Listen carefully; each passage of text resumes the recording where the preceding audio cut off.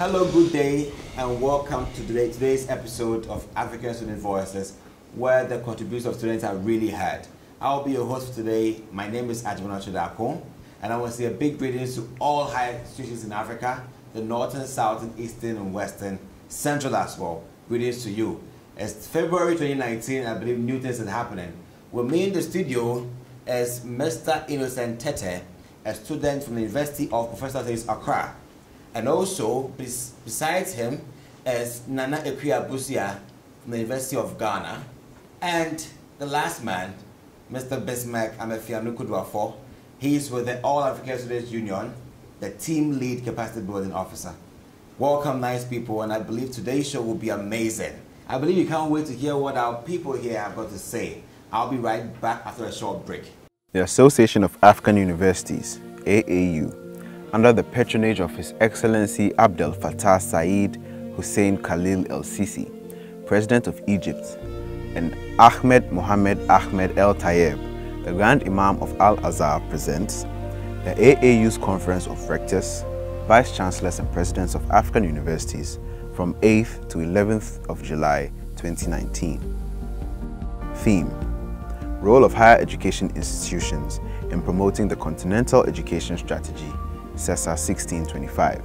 Call for papers have been announced for the following sub-themes: Promoting Science and Mathematics Education, Expanding Technical and Vocational Education and Training Opportunities, Revitalizing and Expanding Tertiary Education, Research and Innovation, Promoting Peace Education and Conflict Prevention at all levels of education, Improving Management of Education Systems and Harnessing the Capacity of ICT to Improve Access and Quality of Education and Training, Promoting Mobility through Harmonization of Quality Assurance and Accreditation Systems, and Identifying New Directions to Improve the Management of Education in Africa.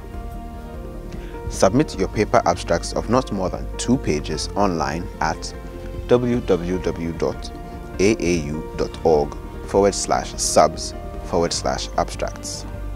Deadline for submission is 15th March 2019. For further details on CoreVip 2019, please visit events.aau.org/CoreVip.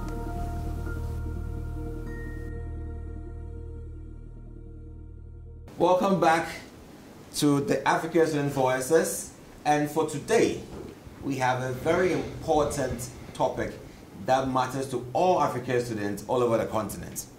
And we were talking about why student leadership.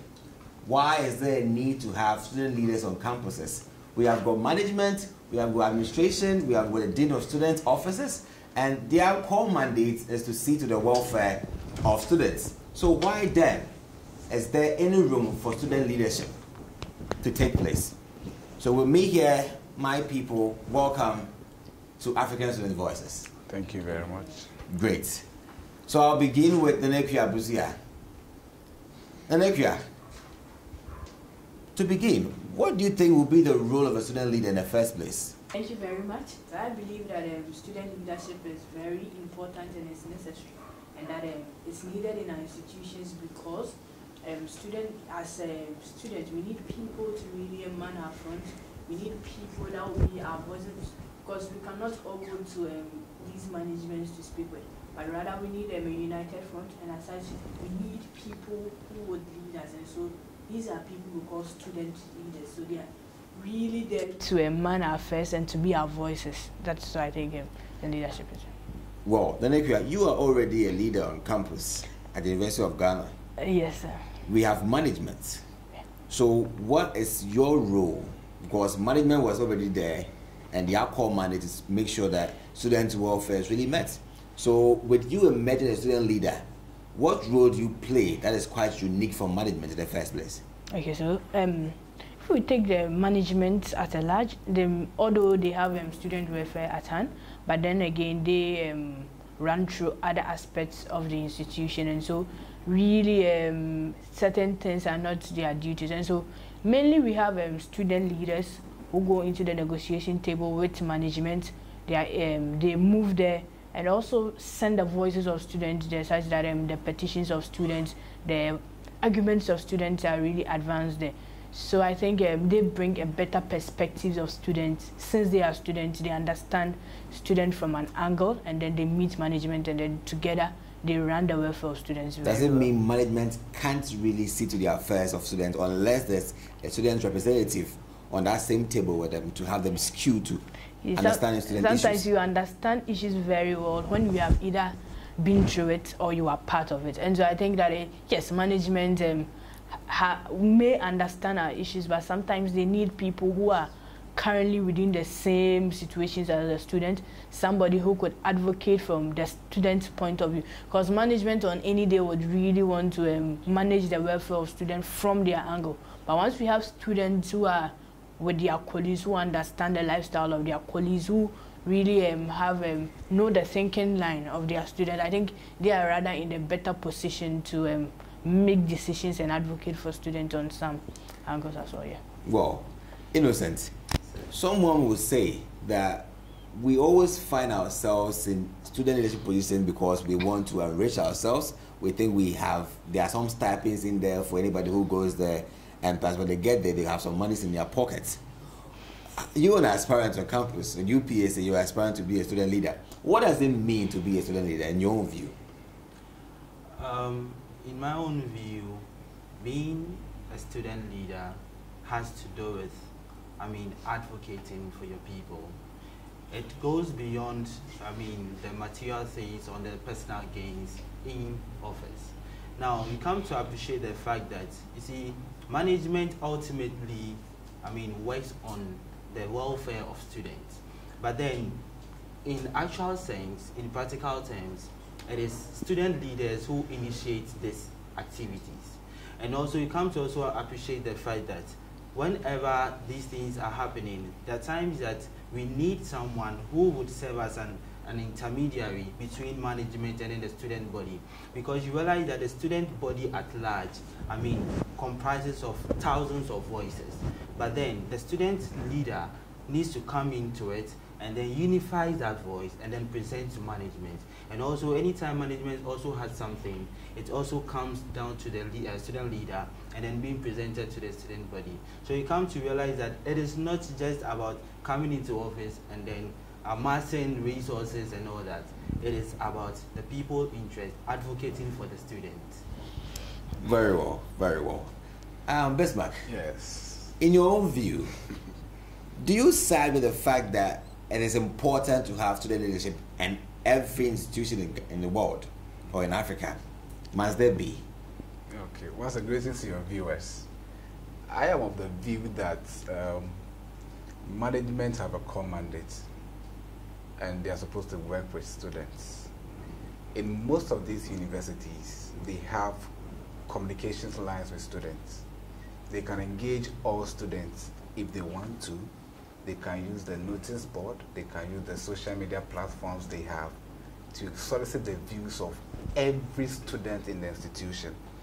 For I know institutions that have communication like that, telephone calls, you can call the office of the VC, you can call the office of the Dean of Students to air your views on matters that you want to be done for you.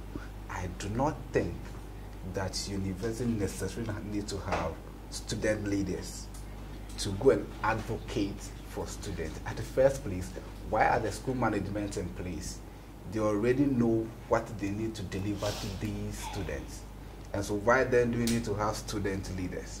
I really do not see the need for students. Unless, of course, my two,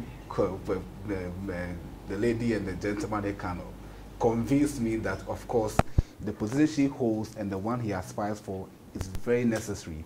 I think management already are delivering on what they are supposed to do. And for where management cannot, it's not delivering on what they're supposed to deliver, they have a higher body that they account to. And this higher body is going to ask them that, hey, what have you been able to do for your students this time? If they want to know what the students want also, they can also communicate with them, not necessarily through the student leaders. So I don't think we need to have student leaders at all. Interesting. You know, it's been happening that every student leadership on campus is being politically maneuvered. So you have political parties having rookies on campuses rioting against people to go to positions and then have ways and means to fund them. So as if we are just planting political seeds and corrupt students growing within our student leadership corridors. Okyere, do you believe that it is really like that, or it is not really like that in that sense of political motivation?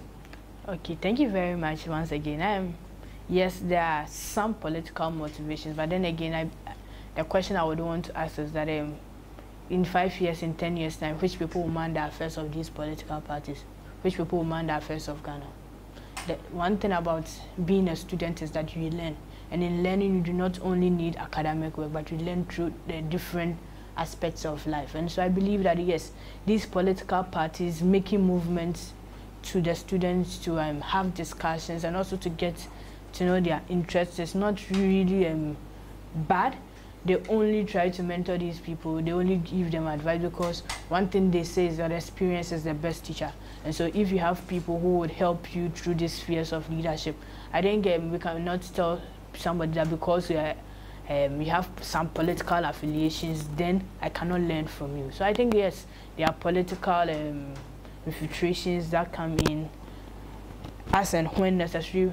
Yes, they come with their own challenges, but I also think it's not out of place to have these people grooming their next generation of leaders right from the tertiary institutions. So as a student leader, were you politically motivated?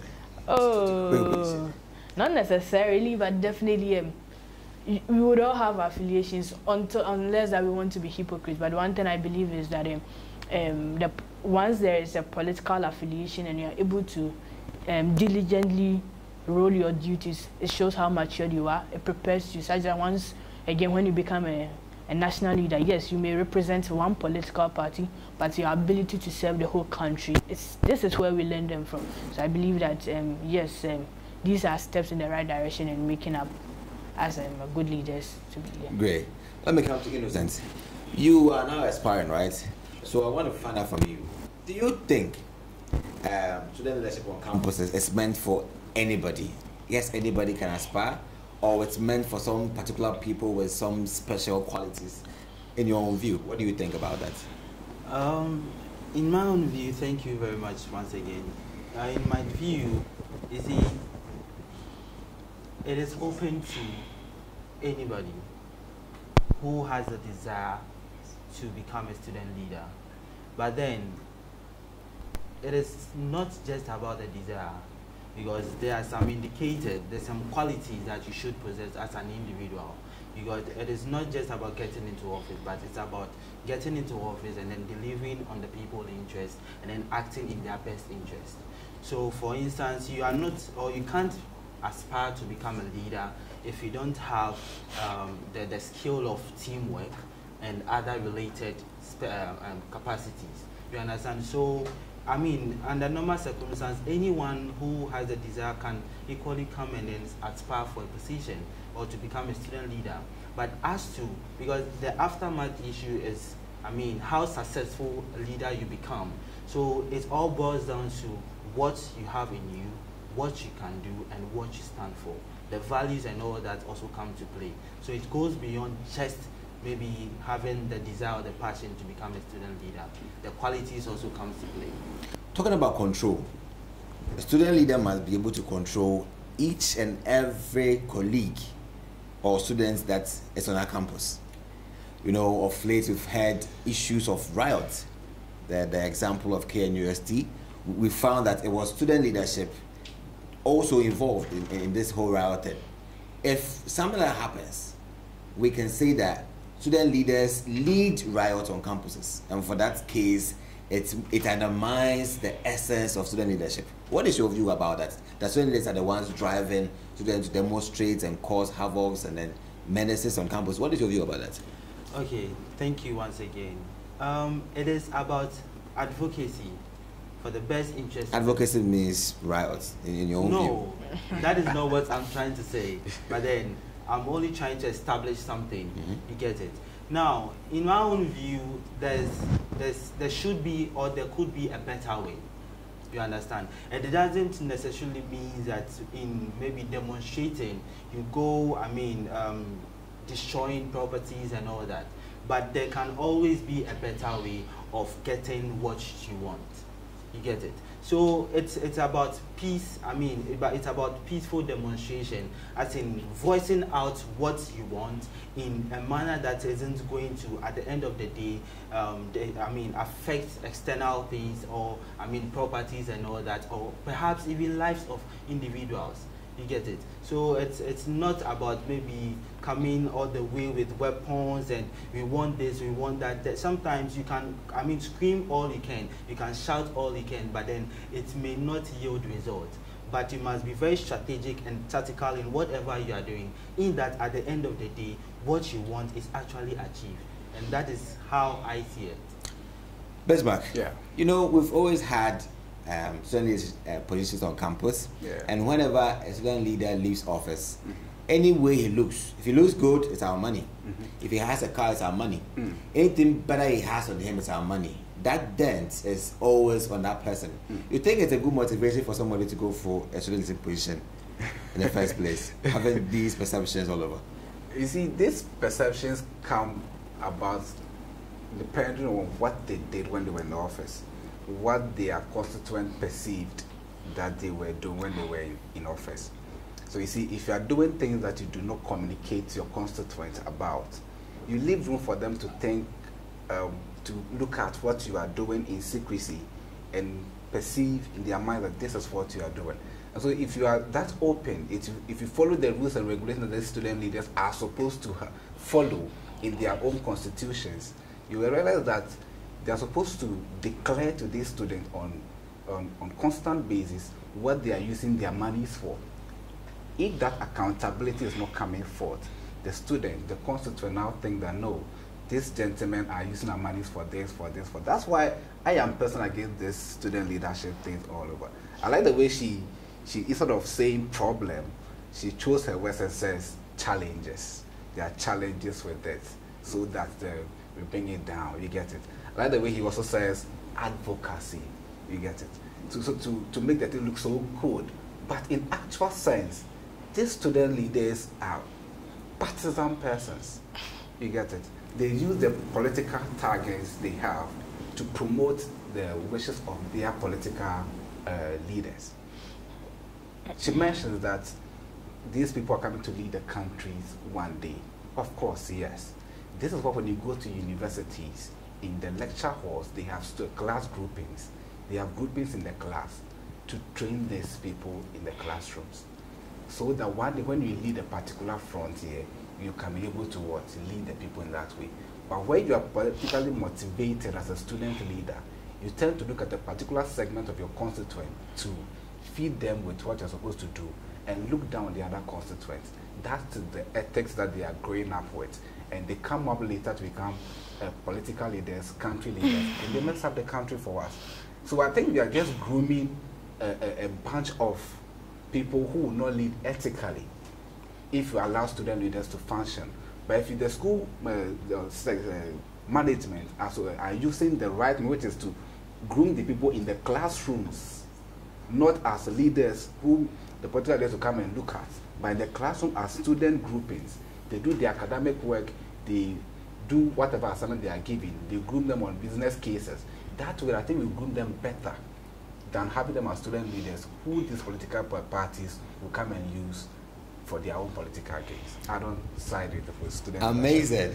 All right, so if you just joined us, you are watching the African Students' Voices, and we are discussing a very important topic on why is there a need for student leadership in our higher education institutions. We will be right back.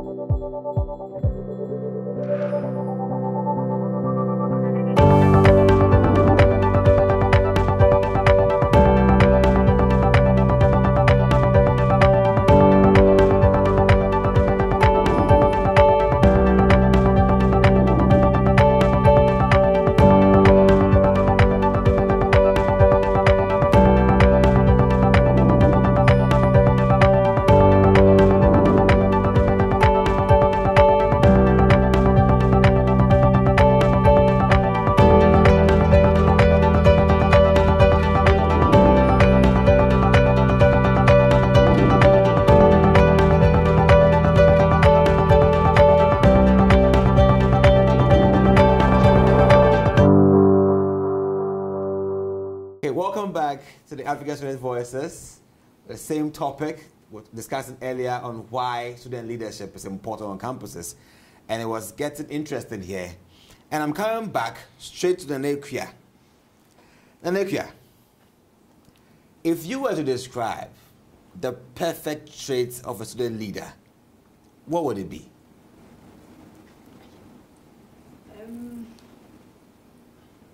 First one will be somebody who is ready to learn, because the main purpose of student leadership is to learn and to lead. And aside that, there should be a meticulous accountability, such that there are people who voted for you, and so these people from time to time should hear from you, should know what their resources are being used for, and also in time of their needs, even when you do not have a solution, you should communicate with them. The one thing about communication is that the people do not lead you in communication, but rather you lead them. Because the moment there are things you don't let them know, but rather they find out themselves, then it brings some little chaos. But once you give them constant communication, I think if you are in a good business with them. The next thing about it's student leadership, I think, is about humility and having a listening ear. Because you see, sometimes you are leading people. You should, with humility, I feel you should have a big stomach to consume anything. Because you are the first person people will come and they'll bring their frustration. People, their lives out. You do not work with ECG, but you are the first person they will come to. So at least I think you should have a big stomach to at least contain everything at any time, even when you do not have answers. And you should have a listening ear, because sometimes you do not look at always talking.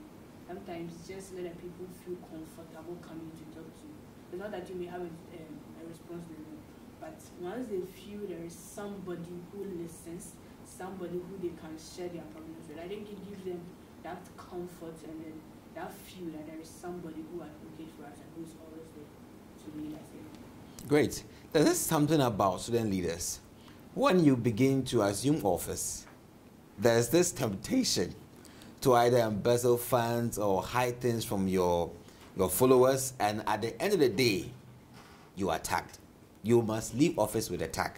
Must it always be so, in innocence? Must you always leave office with a tag that you squandered, or you actually squandered this amount of money, you did this with the money, you embezzled this fund? Must it always be the case? No, it shouldn't be. It shouldn't be, because you see, there's this thing about leadership. You must, first of all, the motive of the individual going into leadership or venturing for student leadership, it's very key. Now, at the end of the day, for you to become a successful leader boils down to all that you have done, diligently or otherwise. You get it? So you come to also appreciate the fact that it is not, there's not this straight question against student leadership, but then it is about the individual, the self-conviction that the individual has. You get the point. So it's just as Ekua rightfully said about the qualities that you should possess as a leader. Now, if you should be able to possess qualities that are needed of a good leader, it means that at the end of the day, you are becoming a good leader when all is said and done. You have, if not achieved everything, you have contributed your quota diligently, and then there isn't going to be any question against you or behind you. You get the point. So that is it. So it's about the individual aiming to do the right thing at the right time. And I'm sure at the end of the day, when you do these things diligently, there's not going to be any mad or any tag behind you. You were a student aspirant, right? Yes. And you've seen for yourselves how other administrations in many universities have gone down. There was always a tag on them that they embezzled funds and all that. You've seen how things are molding on before you, but you still want to move on into this. You still want to aspire. What is the aim for you personally? What is the aim for you to gain in this, your aspiration to be a student leader? Okay. Now, basically, there are two things involved. Now, I wouldn't be a hypocrite to say that there is no personal interest. Yes, there is a personal interest, but I mean a quality or, in quote, a good personal interest. What kinds of interests are that? Now, personal interest in the sense that over the period I have come to find myself always involving myself in, you know, leadership related activities, in other words, service to people. So this is my thing, and then this is what I take delight in. So, and that is the career I would want to build for myself. So if that is the career I would want to build for myself, it means that I might start from somewhere and end somewhere, and it's going to be a ladder for myself. You get it? So I would say trying to start from somewhere is, I mean, with my peers, my immediate environment, where I am, what can I do to help people? What can I do to make sure that at least at the end of the day I'm contributing to my career? So that is an aspect of the personal interest. Now, beyond the personal interest, and then even the personal interest is a secondary issue. Beyond the personal interest is the interest of the people.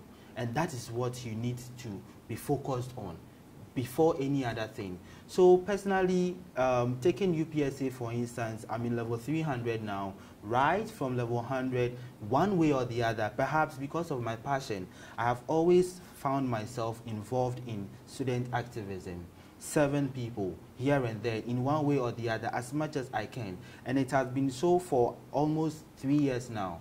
So I have also come to appreciate the concerns of students, the challenges we face as students.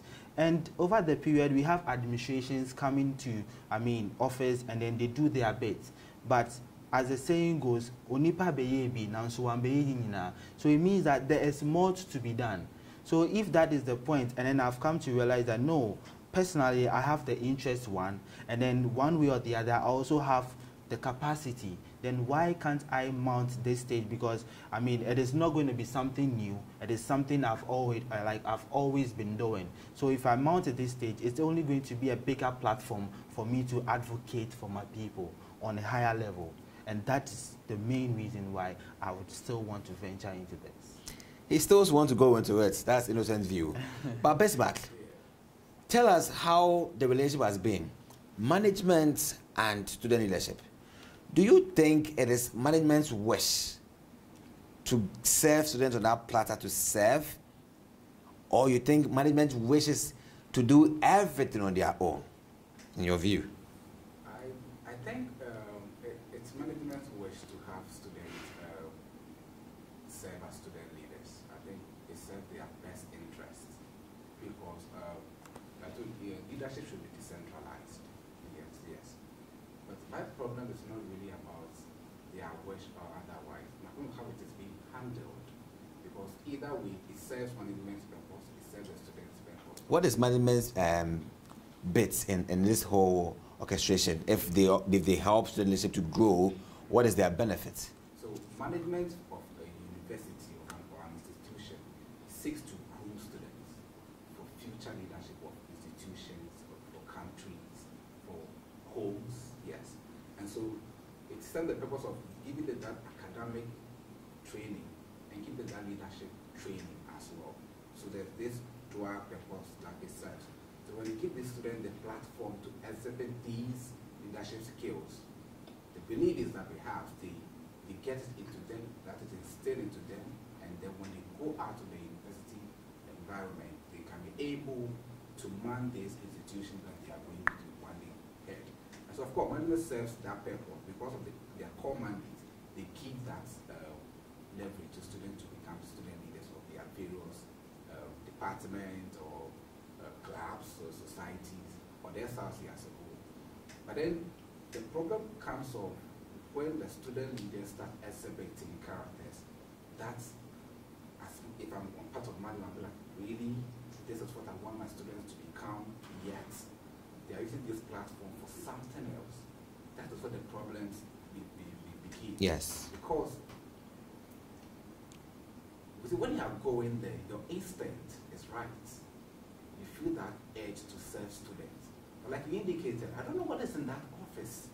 The moment you get there, the tendency to do things wrong, then, I don't know. But But that tells me that everybody has tools in themselves. One that is very fearful and one that is very calm. This way, I want to build this rules to one that is good and one that is bad. It's so that when they get to this office, the bad sort of outweighs the good.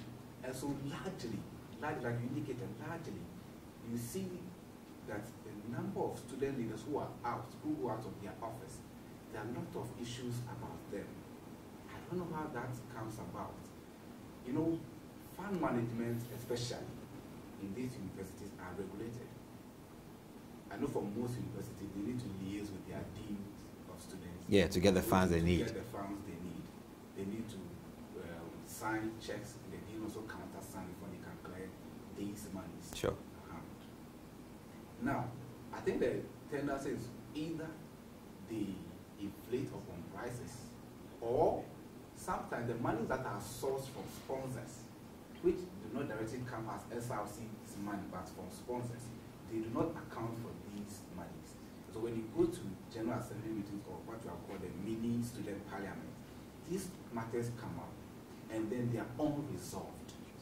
And for a student leader, like she mentioned the quality that student leaders must have, they don't resolve these matters like what they ideally are supposed to, how they are supposed to handle it, and then they leave it, they go out of the office, and then these matters keep playing in the minds of students.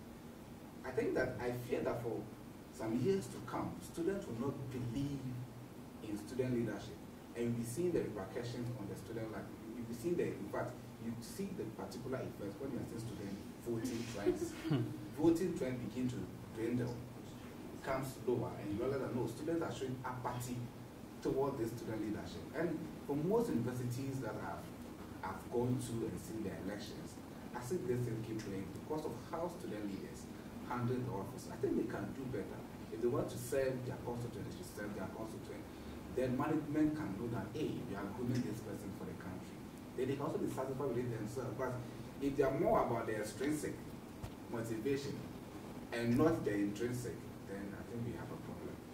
Then Ekua, so do you find leadership on campus in regards to students a threat or actually a benefit for students, basically? It's a two-way game. Two-way, then it's very dangerous with two-way. That's so serious. It could be a benefit because one, it nurtures students. You see, it's good to feel big when you're a student leader than to be given a chance to run the affairs of a nation and you fail. I believe that as a student, what it really means is that you are being prepared and being guided during some of these days. So if you go through some of these SRCs, we have an SRC president, we have a council of elders who are past SRC presidents. That one way or the other give this person advice on some 2 or 3 things. Because these people have been there before and they have failed. And so they tend on guiding them.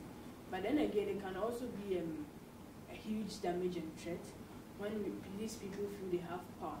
And sometimes when you do not control power, it leads you to where you are not supposed to.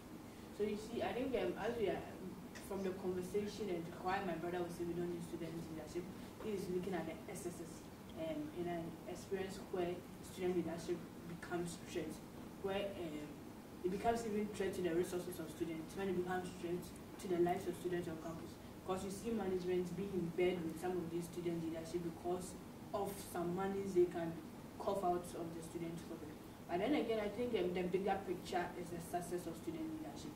Because the main aim of student leadership is that you lead. And leadership, within our family lives, we are going to lead. Within our friends, we will lead.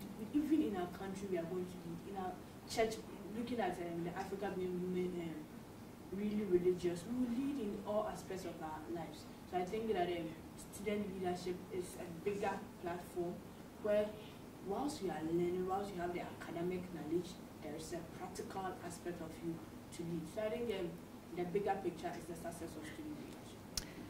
Great. Innocent, if you were leading, let's say you're aspiring right now, you win, and then there's this matter that is so controversial, and you have only 2 options. I think it's not only 2 options, 1 option. A demonstration would do. In fact, your followers are saying, demonstration we want, we will demonstrate. and you believe that that's the only way forward, will you support demonstration effectively? Will you lead them to demonstrate?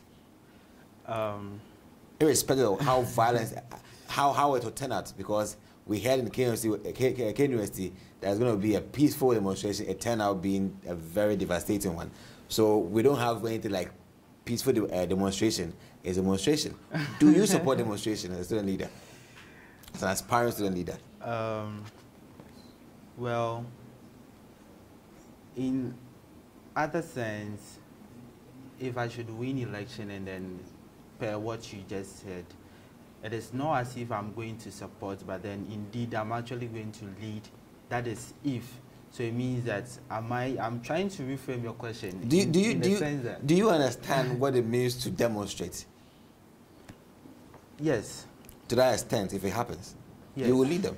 You will lead them, right? For sure, because you see, it is, like I rightfully said, one of the, ultimate responsibility of a student leader is the interest of the people. And then how it is achieved, shouldn't, it matters as well, you see. But then it doesn't mean that to some extent it should always be the muddy way. You are saying that there's nothing like peaceful demonstration, but trust you me, there can always, like I always say, there can always be a better way. Describe a peaceful demonstration. You see, looking at, for instance, like UPSC, for instance, an issue comes up, maybe we are fighting for something, and then we have tried, almost every possible ways, and then we are not getting it. And then we are resorting to demonstration as our last resort. Imagine a situation where maybe we come together, for instance, the leaders of UPSA, as in the SRC executives. You know, we have a mother board, a mother union. That is, we have the NUCs, we have the GAPs, you know. These are all bodies that can also, they should come down to fight with us for the interest of the people. So when these bodies come down, we can just wake up one day and decide that, okay, so we are going on a strike instead of demonstration by, destroying properties and all that. We are going on a strike. No education, no class, no lectures, nothing.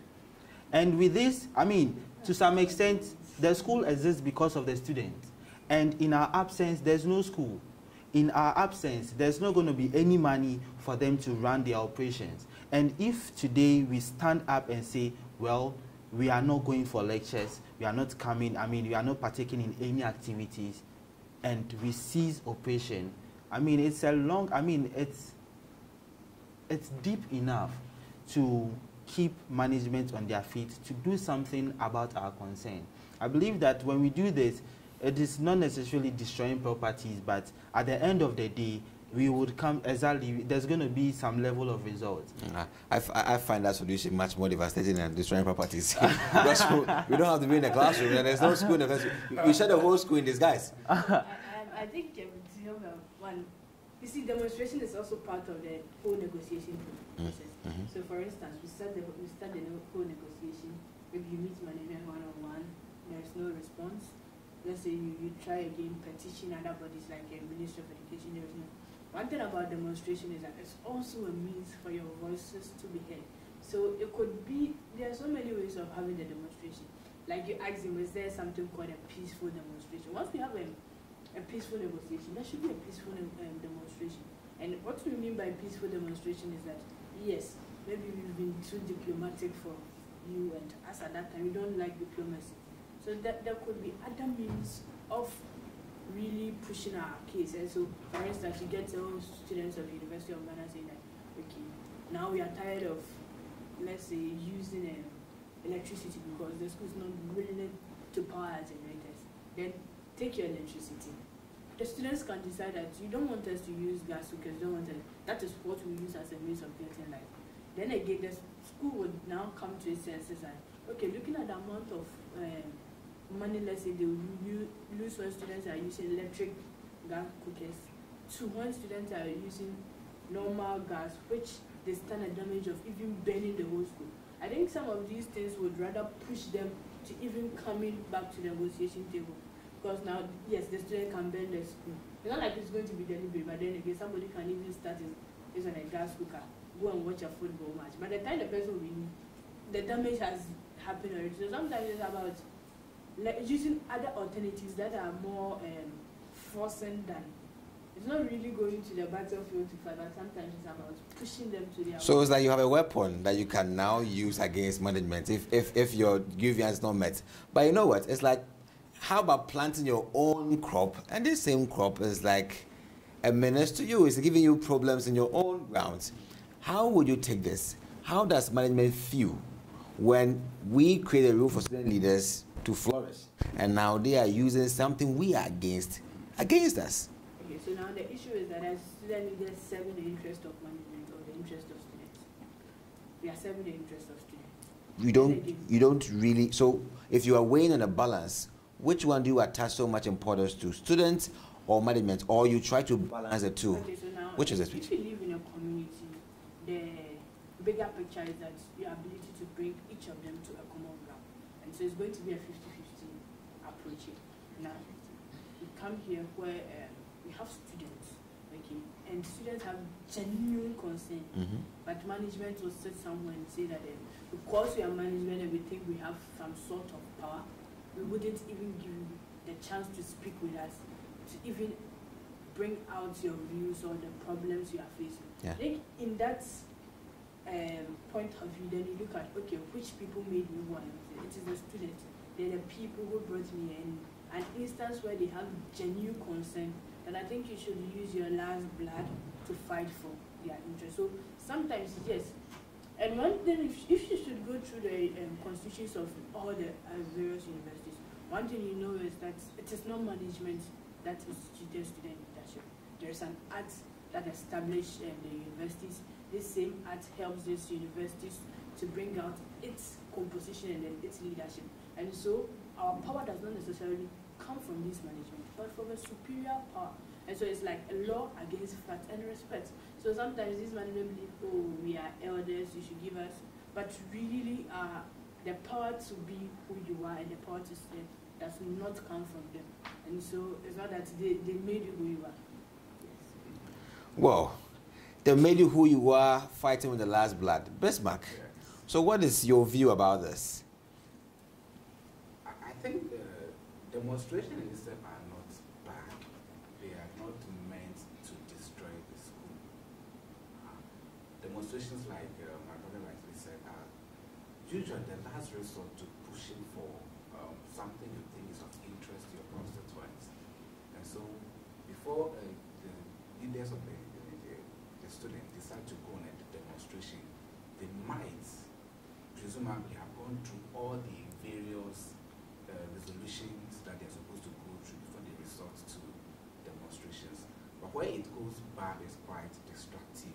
I think the notion that if you are demonstrating, you should destroy something to leave that indelible mark before you'll be taken seriously. That is what drives that push to. It never changes. It never changes. Yes. Yeah. Usually, when you are pushing for something, but I sometimes side with the student leaders and the students. There are some things that when you are pushing for, genuinely, it's supposed to be done. And that is what sometimes I don't know what goes in the mind, or what's in the minds of our management. Like, this is supposed to be what it's supposed to be. Give it out to the students. So you see, I also understand, by the time students say that you go on this demonstration, I want to believe that they strongly believe that this is what that needs to be done. And then I think you mentioned something about how the student university is brought up in terms of its governing council. You see, the act, and for most universities, for the governing councils, the student leader, especially the SRC president, is supposed to sit on that governing council. And that is where the voice of the student is heard, But the SRC president and the student should make sure that they build that relationship with management, constant relationship with management. I believe that you can get everything but demonstration. It depends on how you are able to connect the management to the school from the onset. But if communication begins to break down and you do not negotiate well, you realize that management could do it, but because you are not coming with the right approach, they will be hesitant to do it. And then you will be forced to go through demonstration. And they also want to show you that indeed they are the leadership of the institution, and that your voice is one of so many other voices that needs to be heard. And so something most about priorities. If you push yourself, if you position yourself somewhere that the student leaders are really doing this thing for our students, and they're really representing the student on this note. And so let's look at theirs also. You see that you be on that priority list. Management has a lot of things that needs to be done. In your mind, you thought it's all about you. It's never all about you. There are other things that need to be done. For what they're supposed to do for you, they know that they need to do it. But of course, there are other things that need to be done. Show them that indeed this thing that needs to be done is a top priority. Bring out whatever relevant information you need to bring. Bring it and pitch it to this man that this is what we need this thing to be done. Every listening governing council and management institution who by mandate are supposed to serve the student anyways will listen. And demonstration might not be the last resort. And I believe that by the time you do demonstration, both parties will be wrong, because you go and destroy anyways, and you are wrong in that part. And you promise that you're going to do a peaceful demonstration, and you won't have destroying school properties. And so you'll get what you want some way, somehow, but I don't think you'll be satisfied with the distractions you caused. So let's track the balance here. Management on right, students on left. Which is the right, or which is the 100% priority of every student leader? Because remember that you are voted in by your students, by your colleague students, but you are being sworn in and approved by management. And therefore, you begin to serve with them like as if you never existed, but you serve with them to the whole student body. So who becomes your choice? Who do you listen to so much more? Who do you actually negotiate with more? And who do you sympathize with more in your activities? Thank you very much. And I would want to throw this question back to you. Back to who, me? So now we have a president of Ghana who happens to be part of an African Union. Okay. So now the question is he accountable? Looking at his next elections and how is he going to be really doing the bidding of this AU, or is going to be the bidding of this country? A tough one. AU hasn't governed Africa, has it? No, I'm just trying to give it. So now let's look at this instance. There is this situation where, yes, we are sworn in with management to work on 1A. The aim is that we are supposed to make sure that the lives of students on campus is better. That is the only platform where you are going to sign with management to make sure that they are working for the students. Now, we have students. Okay, these students voted for you to come and listen. At an angle, your allegiance lies with the students. Because the management on any day can come and even challenge your being, because your source of authority does not really come from them, but rather comes from the student. So I believe that you serve the interest of the students more. But you see, being a reasonable individual, in an instance where you know your students are not being that realistic, in an instance where students don't even want to pay tertiary fees at all, when they know that the government subsidies cannot really run the university, then again, you see, you do not control your student, but rather you reason with your students. So, as a student leader, what you have to do is go through your various general assembly, reason with them, because these general assemblies are made up of JCR heads, departmental heads. These people go back again and reason with them, because you see, one thing we are doing in the various universities is to bring out thinking human beings, people who really analyze issues. So I believe that as a student leader, in an uncomfortable situation where you would have to side with management, you would have to give your students reasons beyond doubt that is the right way to go. So in essence, you reason with them and then you lead them to the negotiation table. Right? Reasoning it is.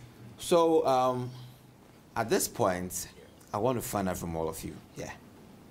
You've been students before. You are always about ending your tenure, and you also are not so about aspiring for position on campus. And we have someone here who's an alumnus. So let's find out from you.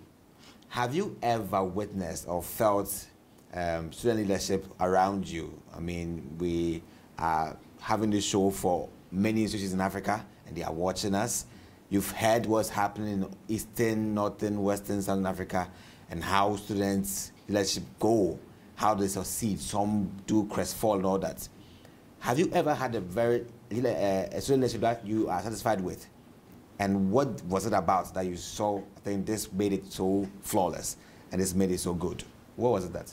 Okay, so I can talk for my school, University of Professional Studies. Yes. And so personally, I'm someone who likes entrepreneurial stuff. And then I took interest in student leadership. And an administration of Sydney's administration, I was looking out for something around entrepreneurship, how to empower students. I wasn't about the usual SRC week celebrations, the usual everyday talk seminars, conferences. I was about how can we get our students with skills that when they leave the university environment, they can go and start something for themselves. And so I remember the SRC president and his team in that particular administration, they set up what they called student in entrepreneurship, or be an entrepreneur. Yeah, be an entrepreneur. Yeah. And then they brought on board people who can train students in various skills. Yes. So I realized that after the university education, after the degree, these people will not go out looking for jobs. They can begin something for themselves. Students pitched ideas, they got monies to start their businesses. So I want somebody to leave the university and say that, hey, I became this man because when I was in the university, this happened. This SRC president in his leadership did this for us, and I'm sure. That's what one. So where I work today, all African students, and the working group I lead is called a capacity building working group. Yeah. I'm going to work with these SRC leaders to be able to give them the skills they need, the right thinking that they need, so they can impact more on their constituents. Yeah. I believe SRCs around the continent will also do that, because it's not about the SRC celebrations, and let's go to the party and that. When they leave the campus, they should go to remember the administration that they were under and the impact that memorable thing. and who they are today. Sure. Ekua, what inspiring thing has a leader done for you so far? Okay, so I would talk from the University of Ghana point of view. Sure. So since the 70 years of the establishment of the University of Ghana, so there are two actually. One is an enlightenment. Just a brief one. Males really leading the student front, but I think it took one brave lady to say that it's time. Enough has been enough, and so she believed that she should give it a try. And I think she did that, and at least University of Ghana can boast of having a female SRC. Okay, that's amazing. Yes. But I think one of the things I also really cherish about the SRC is that if you come through the University of Ghana, mostly the main idea of students is that, okay, let me get a degree, and at the end of the day, be able to go and compete, or to even, not really compete, but to apply to other universities. So I think there was one SRC president who also fought for GPA adjustment, such that the University of Ghana GPA would be consistent with other universities. So, for example, you could initially, to get the first class was 3.8, which people felt was too high, because then again, someone will be getting a lower 3.0.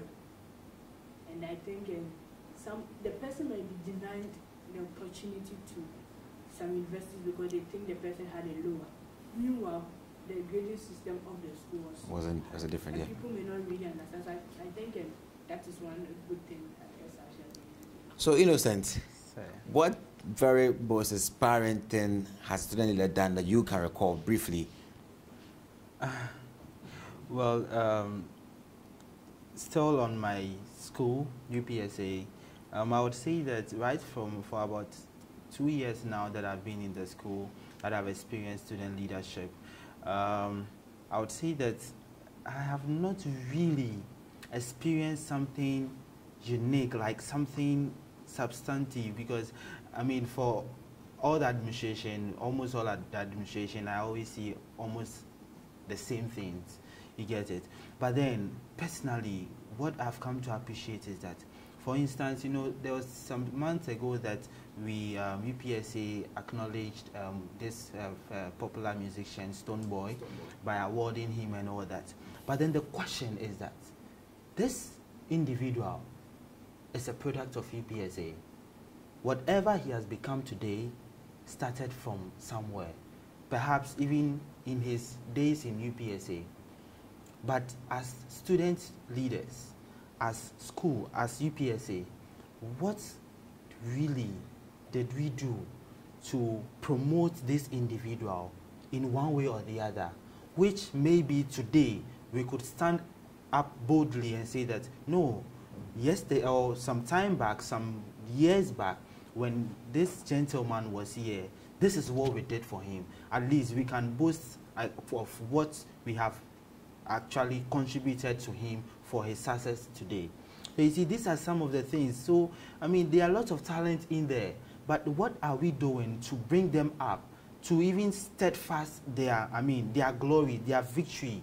We are not doing these things. So sometimes we need to go beyond this, the seminars, no, it is not about that. And even in practical sense, you know, we have the PR department and all that. Sure. We have the marketing department. And then we are studying, like, I mean, the theory aspect. But then you may not, I mean, you shouldn't be surprised you get into a PR class and then someone stands up or you ask someone something and then the person can't even express himself or herself as a PR student. And for that matter, professional school. It is so uncalled for.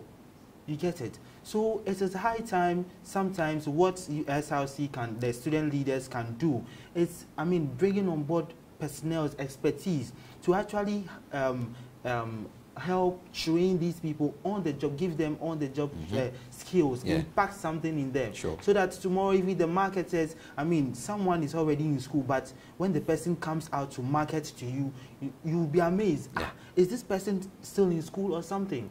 But these are things that we are deficient in. Sure. You get it. So this is where I feel that SRC or student leadership can come into play and then work on some of these things. And that is what I am hoping to achieve as a student, aspiring student leader. It's been amazing so far. And I'm so glad that you've waited and watched and listened to the essence of student leadership in all our institutions in Africa. That is where time brings us on why there is a need to have student leaders on our campuses. I was your host, Agyemang, and my guests were amazing and they were interested. I hope I see you and I hope I find you next time on African Student Voices so we can still have the exciting time, knowledge where student voices will be heard. Thank you and catch you next time.